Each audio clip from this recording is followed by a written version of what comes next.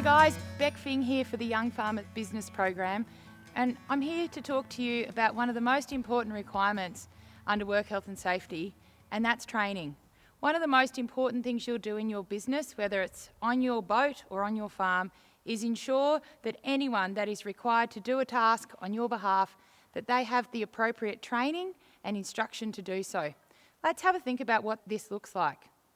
In any operation, we do have some legal requirements in terms of training. Have a think about a forklift, for example.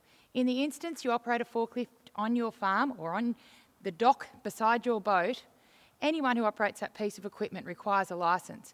There's not a lot of equipment that requires licensing in agriculture or primary production, but the ones that we are required to have a licence for, there's no option otherwise.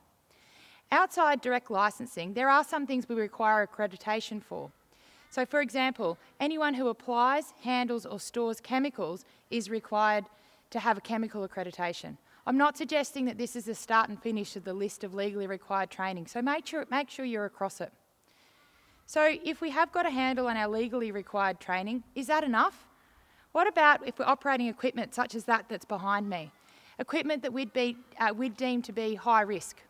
What about if we're expected to enter a confined space? It might be a silo or a cold room. Are we required to have training for that? Absolutely. And if we do deem an activity to be high risk, by definition, where there is a risk of someone being injured or killed, training needs to be more than just basic instruction. We might want to turn to an operator's manual. We might want to have a safe work procedure. We want to do more than just pointing at something and say, this is how you start it, this is how you stop it, don't go too fast. So have a think about how you can provide adequate and more formal training in your business to ensure people are safe. On top of that, we want an element of ongoing instruction, coaching and mentoring to make sure that people have the support to continue to work safely in your business. Having operators in your business that are not adequately trained to do stuff that is safe is not only dangerous, but it can also be costly. It's actually a really smart thing to do to have trained operators. The other thing we can do in this space is make sure we keep a record. A training register is an important part of a safety management system. Making sure we've got a record of what sort of resources were supplied. It might be an information leaflet on the internet. It might be something from your relevant industry body, from Safe Work New South Wales or Safe Work Australia. It might be a safe work procedure or the operator's manual. We'll then look towards some dates and who the instructor and trainer was. In regards to that instructor and trainer, make sure they're a great communicator, someone who can really share a message. Choose the people in your business. They mightn't be the absolute top-notch operator, but if they're someone who can share a story, share the message, and make sure that the instructions are given adequately and in a clear and concise manner, they'll be the best person for that job. I've been on many businesses where I've seen this done well and done not so well.